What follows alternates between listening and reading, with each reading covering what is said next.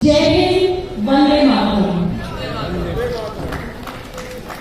राष्ट्र कल्याण के इस मंच से मैं सुबूरी खान, एक भारतीय सनातनी मुसलमान, आप सभी लोगों को सादर प्रणाम करती हूँ। अपने ही घर आई हूँ, लेकिन मेरे लिए ये कार्यक्रम बहुत खास है। पूरे देश में राष्ट्र जागरण अभियान के अंतर्गत उन्होंने प्रवास किए, लेकिन अपने शहर में, अपने घर में, अपने मामा जी के इंस्टीट्यूशन में आना मेरे लिए बहुत ही सुखद और बहुत ही अजीब सा एक एक्सपीरियंस है। मिक्सचर ऑफ इमोशंस है। मुझे नहीं पता कि मैं आज यहाँ पर अपने वक्तव्य को आप लोगों के साथ कैसे साझा करूंगी, लेकिन इतना जरूर जानती हूँ कि जो भी कहूँगी वो दिल से कहूँगी, जो भी कहूँगी वो डायरेक्टली आप लोगों से बातचीत के तौर पर कहूँगी। कुछ भी भाषा के सेंस में यहाँ पे नहीं होने वाला है, क्योंकि खासतौर से पीछे जो युवा वर्ग बैठे हैं, बच्चे बैठे हैं, उन लोगों के साथ में संवाद करना हम लोगों का जो सबसे पहला लक्ष्य है, वो भारत के युवाओं के साथ संवाद करना है। अपने वक्तव्य को शुरू करने के लिए मैं अपनी परम आदरणीय गुरुदेव श्री के गोविंदाचार्य जी के श्री चरणों में प्रणाम करते हुए अपने इस वक्तव्य की शुरुआत करूंगी। एक शब्द मेरे इंट्रोडक्शन में बोला गया, सनातनी मुसलमान। मैं भी अपने आप को जब भी किसी नेशनल मंच से जाती हूँ यही कहती हूँ कि राष्ट्र कल्याण के मंच से मैं सुबूरी खान, एक सनातनी मुसलमान, सब लोगों का स्वागत करती हूँ, या आपको प्रणाम करती हूँ। लोगों के मन में ये सवाल आता है कि सनातनी मुसलमान का अर्थ क्या है, सनातन और इस्लाम साथ साथ कैसे चल सकते हैं, या इस्लाम के पीछे लॉजिक क्या है। देखिए, जब हमने कबीर फाउंडेशन की स्थापना करी तो हम लोग रिसर्च कर रहे थे, तो हमें पता चला कि धर्म का कोई पर्यायवाची शब्द नहीं। हम लोग अक्सर धर्म के लिए शब्द इस्तेमाल करते हैं, रिलीजन, लेकिन हम लोगों को पता चला कि धर्म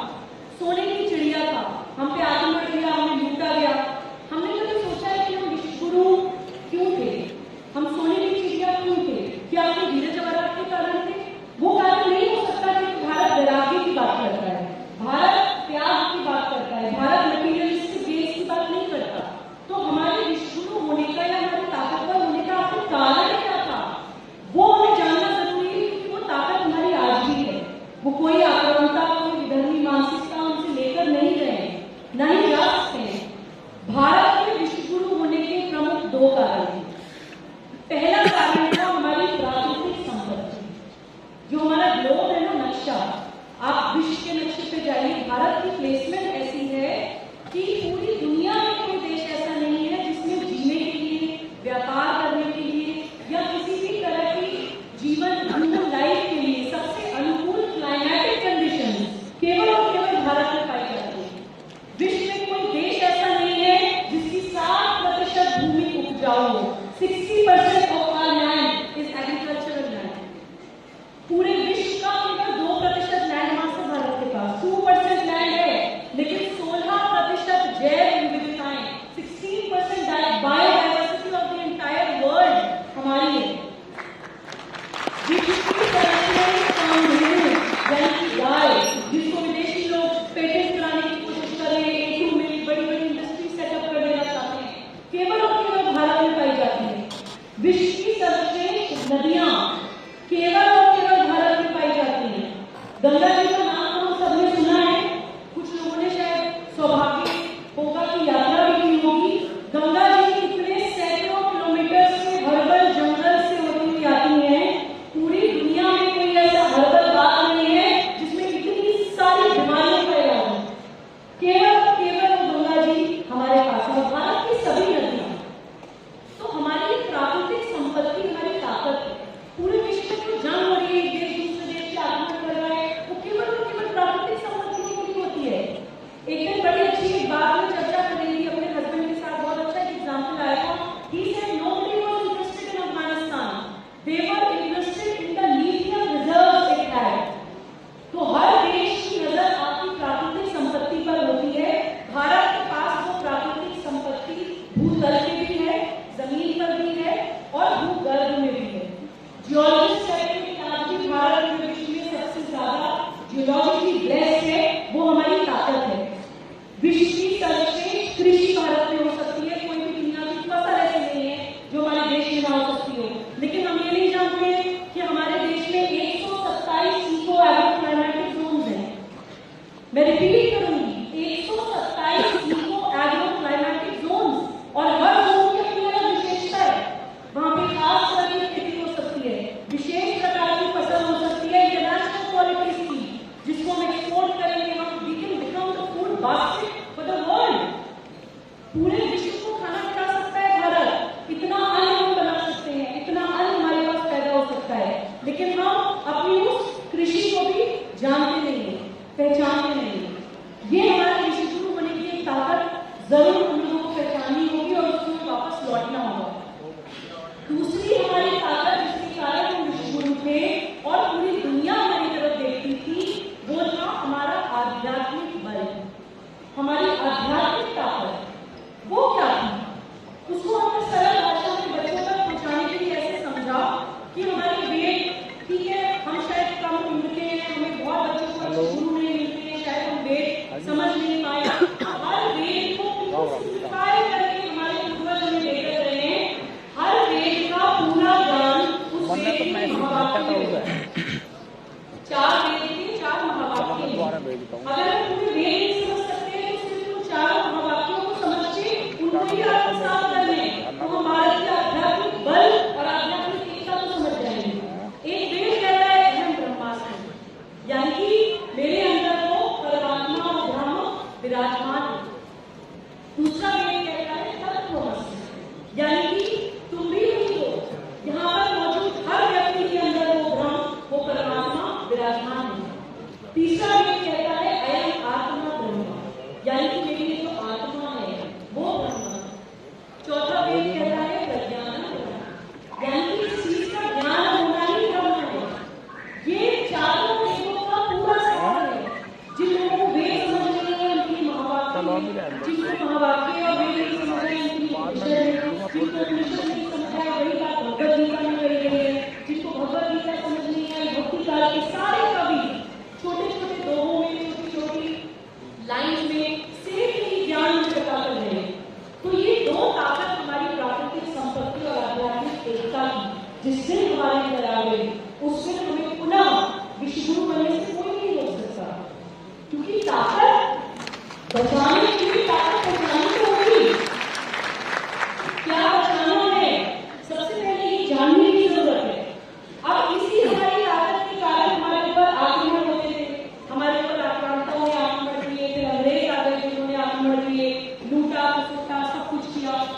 बावजूद क्योंकि भारत में नेशनल कॉन्शियसनेस है, एक राष्ट्रीय चेतना है, वो जागृत हुई 1857 की क्रांति में। उस समय हर भाषा, हर जाति, हर क्षेत्र और हर संप्रदाय का भारतीय खड़ा होकर देश के लिए लड़ा। अब जब हम लड़े तो डेफिनेटली जब एक होंगे तो दुश्मनों के दांत खट्टे होंगे, दुश्मनों को जाना पड़ेगा। 1857 की क्रांति के बाद अंग्रेज समझ गए कि अगर भारत को पराजित करना है तो इनकी एकता को तोड़ना होगा। उस एकता को तोड़ने के लिए उन्होंने क्या किया? उन्होंने भारत का एनालिसिस किया। मेरे गुरु जी ने सूत्र दिया है जो मैं इस मंच के माध्यम से आप लोगों के साथ साझा करूंगी। गोविंद जी कहते हैं कि भारत का भूमनोविज्ञान 4 कारक प्रभावित करते हैं। अंग्रेजों ने समझ लिया लेकिन हम नहीं समझ पाए।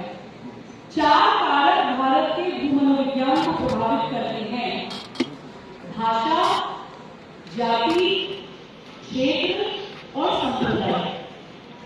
अगर ये 4 कारक बटे हो तो वही होता है जो आज हो रहा है। और ये 4 कारक एक हो तो सारी दुनिया में भी भारत का कुछ नहीं बिगाड़ सकती। अब इन 4 कारकों को कैसे बांटा जाता है मैं कुछ ही बच्चों के साथ एग्जाम्पल शेयर करती हूँ। भाषा का एग्जाम्पल शेयर करती हूँ।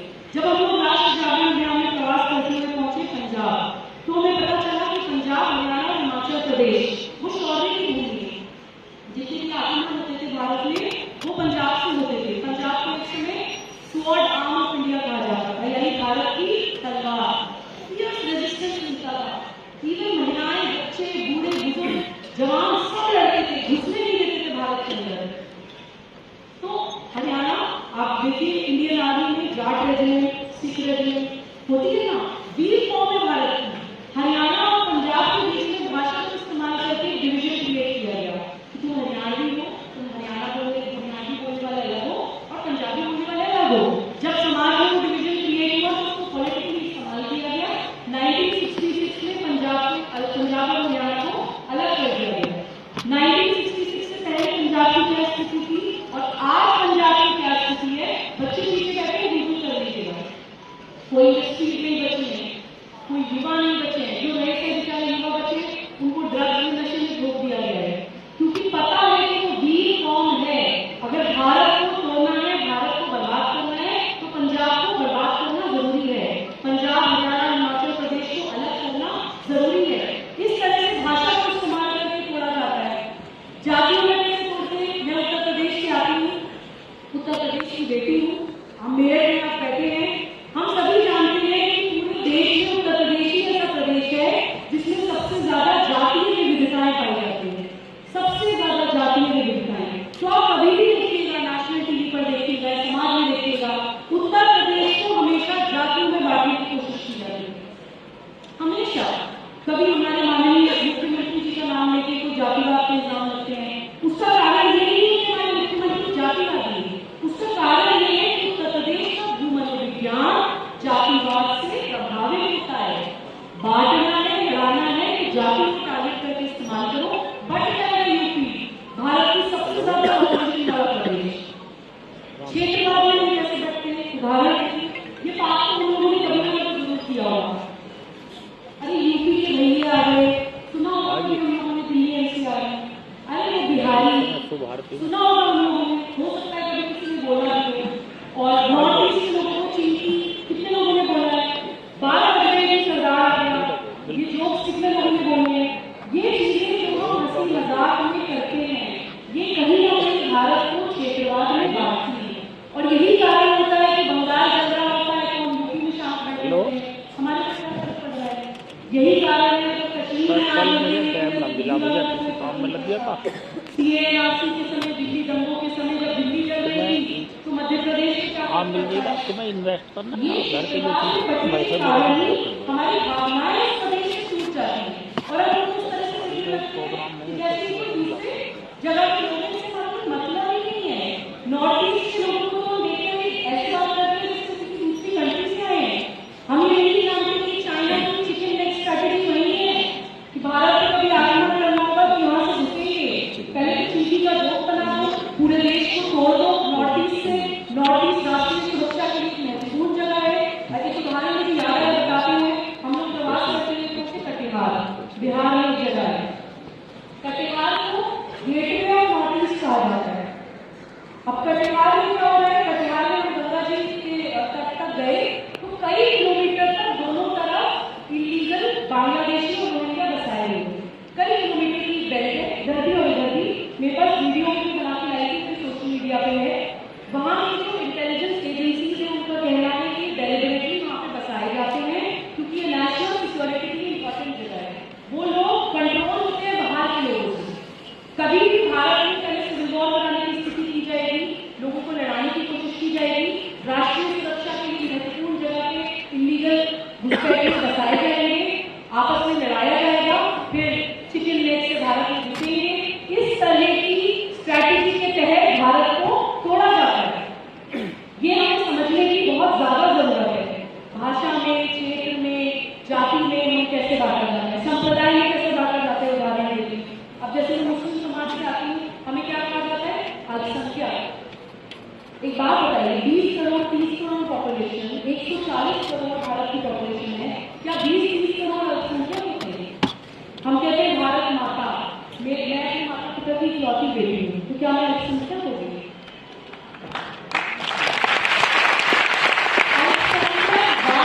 भारत को केवल इसलिए चुना जाता है ताकि भारतीय मुसलमान मुख्यधारा का हिस्सा न रहे, ताकि भारतीय मुसलमान अपने आप को अलग समझे, उसके माइंड में विक्टिम माइंडसेट डालने के लिए कि तुम कम हो, तुम बाकी दूसरे भारतवासियों से अलग हो।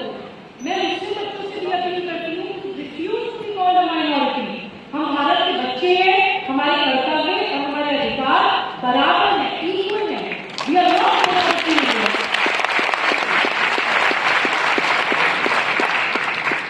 तो देखिए, ये आपको मैं उदाहरण इसलिए दे रही हूँ बच्चों को कि एग्जाम्पल से समझ आता है। थ्योरेटिकली तो हमारे पास सब कुछ अवेलेबल है, किताबों में, इंटरनेट पे, सब जगह हम सीखते हैं, बट ये एग्जाम्पल हमें समझ बहुत आसानी से आता है। अब हमारे भू मनोविज्ञान को समझ के पहले तो अंग्रेजों ने डिवाइड एंड रूल किया, और आज भी कुछ एंटी नेशनल फोर्सेस इस भू मनोविज्ञान को इस्तेमाल करके भारत को तोड़ने की कोशिश कर रही है। वो फोर्सेस कौन सी है उस पर डिटेल में हम बात नहीं करेंगे, सिर्फ नाम बता देंगे बच्चों को, ताकि अपनी रिसर्च करके अपनी उनको सिरा मिल जाए, उनके बारे में आगे अध्ययन करने का। जब हमने प्रवास किया देश का तो हमें पता चला कि 7 भारत विरोधी मानसिकताएं भारत के खिलाफ आज भी काम कर रही है। 7 एंटी नेशनल फोर्सेस। सबसे पहली मानसिकता है कम्युनिस्ट, वामपंथी और उनकी आम विभिन्न माओवादी और नक्सलवादी, छद्म नारीवादी, सूडो फेमिनिस्ट भी वामपंथियों के लिए है। उनका जो बैटल ग्राउंड है, उनका जो ग्रूमिंग ग्राउंड है, वो यूनिवर्सिटी कैंपस है। वो बच्चों को प्लाकार्ड लेके खड़ा कर देते हैं, इक्वालिटी के नाम पे करना है, लड़ो, प्लाकार्ड लेके लड़ो, एक जाति को दूसरी जाति से लड़ाएंगे, एक लिंग को दूसरे लिंग से लड़ाएंगे। भारत से रिलेटेड कोई भी चीज कोई बच्चा कर लेगा तो उसको ऐसे बताएंगे कि जैसे बहुत डाउन मार देते हैं। कोई बच्चा तिलक लगा लेगा तो तुम्हें तो विदेश जाना है, तुम्हें तिलक लगा के बाहर जाओगे। आप होली मना लेंगे तो पानी की कमी बता देंगे, आप दिवाली मना लेंगे तो पर्यावरण में दिक्कत हो रही है।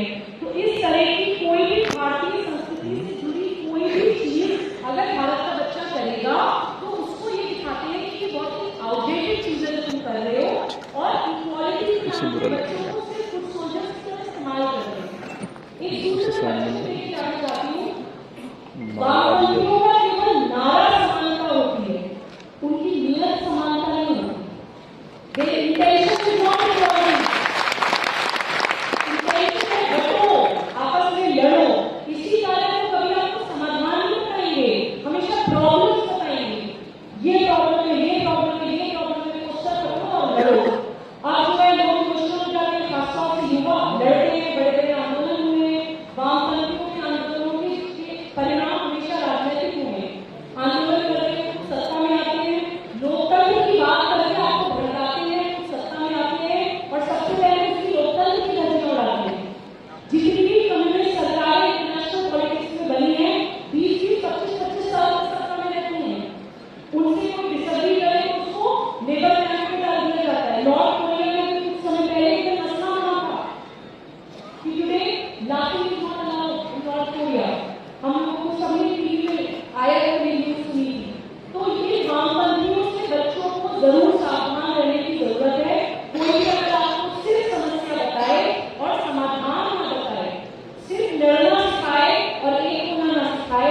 कहीं ना कहीं वामपंथी विचारधारा का व्यक्ति है और आपको अपने देश को तोड़ने की कोशिश कर रहा है। दूसरी भारत की जो मानसिकता है गांववादी, कट्टरवादी और आतंकवादी संगठन। ये कौन है? ये किसी एक संप्रदाय के बच्चे को उठाते हैं, उसको पहले सेपरेटिस्ट बनाते हैं। तुम्हारी भाषा, तुम्हारी भूषा, तुम्हारा भोजन, तुम्हारा भवन, तुम्हारा भेषज, तुम्हारी शिक्षा, तुम्हारे कानून, तुम्हारी न्याय प्रणाली सब कुछ अलग है। जो भी भारत में चल रहा है उससे अलग है। जब वो सेपरेटिस्ट बन जाता है तो सेकंड स्टेज में उसको कट्टरवादी बनाते हैं, एक्सट्रीमिस्ट। अब उसको बोलते हैं जो तुम सोच रहे हो वही सही है, बाकी सब गलत है। जब वो कट्टरवादी बन जाता है तो लास्ट स्टेज में उसको आतंकवादी बनाया जाता है। आखिरी स्टेज में उसको कहा जाता है कि तुम सोच रहे हो वही सही है, सारी दुनिया से मनवाना हमारा कर्तव्य है। इस स्टेज में आपको सुसाइड बॉम्बर बनने को उठता है। इस स्टेज में आपको सोचता है कि किसी का पंथ परिवर्तन करा लो, किसी को कन्वर्ट करा लो, तो उससे मेरा गॉड, अल्लाह, ईश्वर खुश हो जाएगा। ये अलगाववादी, कट्टरवादी और आतंकवादी संगठन प्राइमरी दो मजहब को टारगेट कर रहे हैं। एक इस्लाम संप्रदाय के बच्चे को सेपरेटिस्ट, एक्सट्रीमिस्ट और टेररिस्ट बना के इस्लामिक स्टेट बनाने की प्रेरित कर रहे हैं, और एक खालसा पंथ के बच्चे को अलगाववादी, कट्टरवादी और आतंकवादी बना के खालिस्तान बनाने की प्रेरित कर रहे हैं। भारत कभी भी किसी पंथ, पूजा पद्धति या मजहब के खिलाफ नहीं है। हम इस्लामिक स्टेट के खिलाफ हैं लेकिन इस्लाम के नहीं। हम खालिस्तान के खिलाफ हैं लेकिन खालसा पंथ के नहीं। किसी भी पंथ के खिलाफ भारत न कभी रहा है, न कभी रह सकता है, क्योंकि हम तो मानते हैं ब्रह्मास्मि तत्वमसि, हर इंसान के अंदर परमात्मा विराजमान है। किसी मजहब को इस्तेमाल करके अगर हमारे देश को तोड़ा जा रहा है और एक एंटी नेशनल फोर्स की तरफ हम काम कर रहे हैं, तो उन संगठनों के खिलाफ, उन लोगों के खिलाफ, उन फोर्सेस के खिलाफ तो काम करने की जिम्मेदारी हमारी है। अगर हम भारत के बच्चे हैं तो उस पर हमें डिफेंसिव मोड में नहीं जाना चाहिए कि नहीं हम आपको कुछ नहीं करें। हम किसी भी रिलीजन को कभी गलत नहीं कहते हैं, लेकिन अगर उस रिलीजन के लोग भारत के खिलाफ कोई एजेंडा चला रहे हैं तो उसको गलत कहना हमारा परम कर्तव्य है। तीसरी भारत विरोधी मानसिकता है अंतर्राष्ट्रीयता। इससे ज्यादा बात करने की जरूरत नहीं है। ये भारत को बांटना चाहती है, सिविल वॉर कराना चाहती है, भारत की प्राकृतिक संपत्ति को लूटना चाहती है और बाहर से विदेशों से पैसा आता है, वेबसाइट बन जाती है। किसी भी तरह से भारत में अनरेस्ट करने की लगी रहती है, क्योंकि ये जानती है कि जिस दिन भारत भाषा, जाति, क्षेत्र, संप्रदाय से ऊपर उठ गया उस दिन भारत को विश्वगुरु बनने से कोई नहीं रोक सकता। राजनीतिक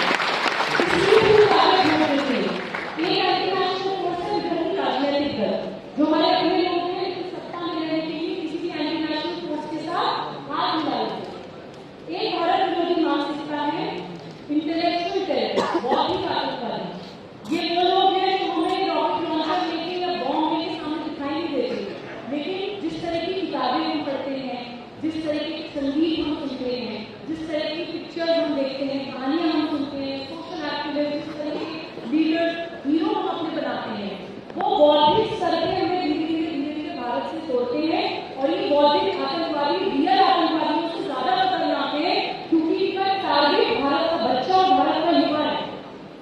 किसी भी देश को अगर बर्बाद करना है तो युवा को बर्बाद कर लो। 60% of our population is youth, 60% युवा है।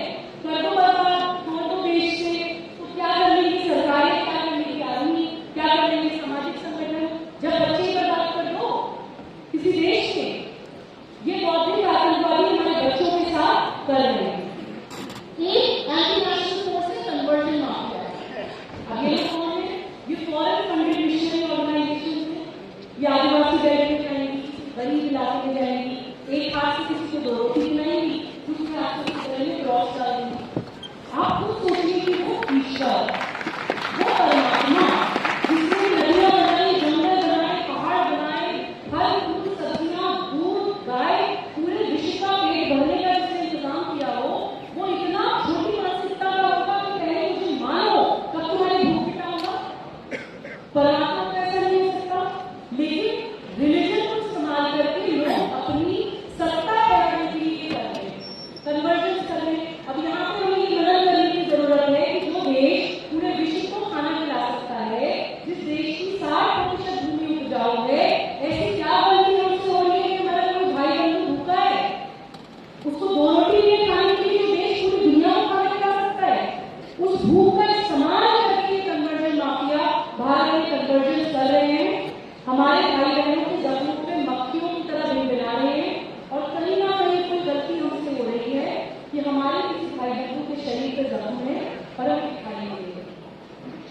भी हमें सोचने की जरूरत है। साथ ही भारत की जो मानसिकता लास्ट बट नॉट लीस्ट, क्योंकि वो घर घर में आ चुकी है, वो है कॉर्पोरेट माफिया, कंज्यूमरिज्म, बाजारवाद, जिसके लिए सब कुछ सिर्फ पैसा है। दवाइयाँ मिलनी चाहिए, अस्पताल चलने चाहिए, कोई मरता है तो मरे, बीमारी के जार होती है। ये वो लोग हैं जब रिफाइंड लॉन्च करना है मार्केट में, तो देसी घी के खिलाफ पूरी कैंपेन चलाई। देसी घी खाने से हार्ट डिजीज होती है, देसी घी खाने से दुनिया भर की बीमारियां होती हैं। आज देसी घी खाएंगे तो कल हार्ट अटैक से मर जाएंगे।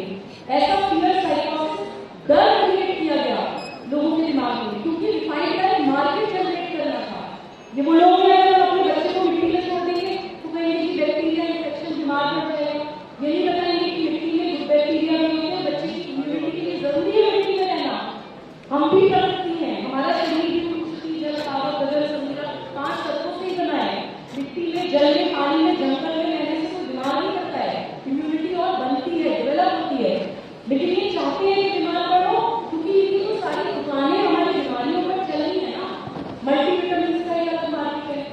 तो इस बाजारवाद से हमें बचने की बहुत जरूरत है। हमारे युवाओं को ब्रांड्स का गुलाम बना दिया है। आप इस तरह से ब्रांड की जीन्स पहनेंगे तभी आप हैपनिंग है। आप इस तरह से ब्रांड का पर्स चलेंगे तभी आप हैपनिंग है। मैंने कुर्ता पहना ही लोकल है, I am wearing a local kurta, made in India, no brand. Bharat में हमेशा चरित्र निर्माण पे फोकस किया जाता है, कैरेक्टर बिल्डिंग पे फोकस किया जाता है। हम आपकी वाणी, आपके चेहरे पे तेज, आपकी पर्सनालिटी, आपका चरित्र आपकी ब्रांड होना चाहिए। आप कहीं भी जाकर खड़े हो जाइए, आप कितने चाहिए कि ये देखो ये भारतवासी है।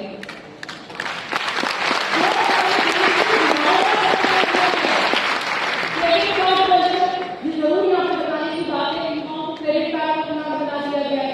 इतनी इनकम नहीं है, पिछले एक सेमेस्टर में 30 तारीख को महीना पूरी से पहले ईएमआई आ जाती है। आज क्यों बच्चे क्रांतिकारी नहीं बन रहे हैं? आज क्यों भारत की स्वतंत्रता सेनानी नहीं खड़े हो रहे हैं? आज क्यों भारत की मानसिकताओं को हम देख नहीं पा रहे हैं? क्योंकि हमारा तो सारा युवा क्रेडिट कार्ड की ईएमआई करने लगा हुआ है, ब्रांड की गुलामी करने लगा हुआ है। वो कहाँ से मैंने कर दिया है। तो आप देखिए कितना सिस्टमैटिकली हर मोर्चे पे भारत को टारगेट किया जा रहा है। इसको हमें पूरी तस्वीर की तरह, पिक्चर की तरह देखना पड़ेगा। और ये बहुत महत्वपूर्ण बात यहाँ पे लास्ट समाधान की बतानी बहुत जरूरी है, क्योंकि मैं वामपंथी नहीं हूँ कि मैं इस समस्या बता के यहाँ से चली जाऊँ। मैं आपको समाधान की जरूर आपके साथ साझा करूंगी। एक बहुत अच्छे फिलोसोफर थिंकर है, बड़ी सुंदर बात बोली गई है, कोई नकारात्मक राष्ट्रवाद और सकारात्मक राष्ट्रवाद। राष्ट्रवाद नकारात्मक कौन सा होता है? सवाल मुझे आते मेरे मुंह में आया, उनकी बॉली में कई दूसरी जब मैंने पढ़ी तब मुझे क्लैरिटी आई। उन्होंने ये कहा कि जब हमें अंग्रेजों को भारत से निकालना था पूरा ये शेक हुआ, लेकिन जो मेन इमोशन था, मेन फीलिंग थी, वो ये थी कि निकालना है सिर्फ किसी के विरोध में आधारित राष्ट्रवाद, प्रॉपर कंप्लीट राष्ट्रवाद नहीं। आज अगर नहीं हो जाए तो चुटकियों में हम इस मानसिकताओं को निकाल सकते हैं। उसी बात अंग्रेजों के हमने निकाला था, लेकिन जब हम निकाल लेते हैं तब क्या होता है? इस बारे में कुछ सोचते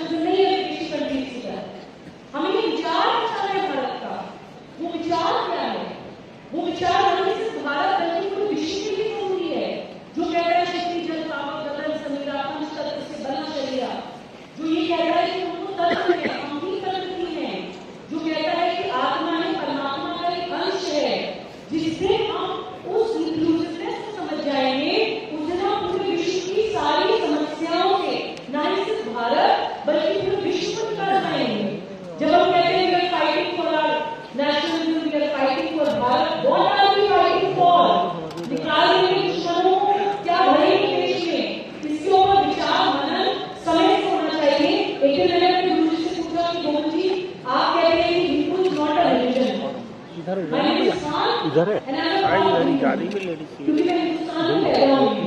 अगर हिंदू रिलीजन के मतलब ये रिलीजन है क्या? हिंदू है क्या?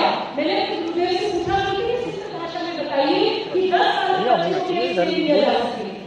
ये बात बता के मैं अपनी जगह लूंगी और फिर प्रधानमंत्री जी को सुनेंगे कि जब हम इस सातों मानसिकताओं को निकाल देंगे तो कौन से सकारात्मक राष्ट्रवाद से हमें भारत को पुनः सजाना है, वो हम लोगों के लिए जानना बहुत जरूरी है। गोविंद जी कहते हैं हिंदुत्व यानी क्या? उन्हीं शब्दों में बताऊंगी, एक शब्द की दरअसल नहीं करूंगी। हिंदुत्व यानी क्या? देश की कलेक्टिव स्मृति का परिपाक। वो क्या है? 5 बातें नमूने के तौर पर बताता हूं। पहला, सभी उपासना पद्धतियों में अखंड श्रद्धा। सभी उपासना पद्धतियों से उसी परमात्मा की प्राप्ति होती है, यह विश्वास। दूसरा, एक ही सत्य सभी जड़ चेतन में अनुस्यूत है। Same consciousness permeates in all animate and inanimate matter. जो हमें भगवद गीता में श्री कृष्ण बताते हैं कि छोटी से पहाड़ तक मैं हूं। तीसरा, मातृत्व के गुण होने के कारण महिला यानी नारी का समाज में विशेष आदर। चौथा, मनुष्य प्रकृति का विजेता नहीं, प्रकृति का अंग है। इसी कारण हम प्रकृति के संरक्षण और संवर्धन की बात करते हैं। और पांचवा, खाओ पियो और मर जाओ, ये जीवन का अंतिम उद्देश्य नहीं है। इससे ऊपर ही जीवन का एक उद्देश्य है। मुट्ठी बांधे आए थे, हाथ पसारे जाएंगे, यह विश्वास। जो इन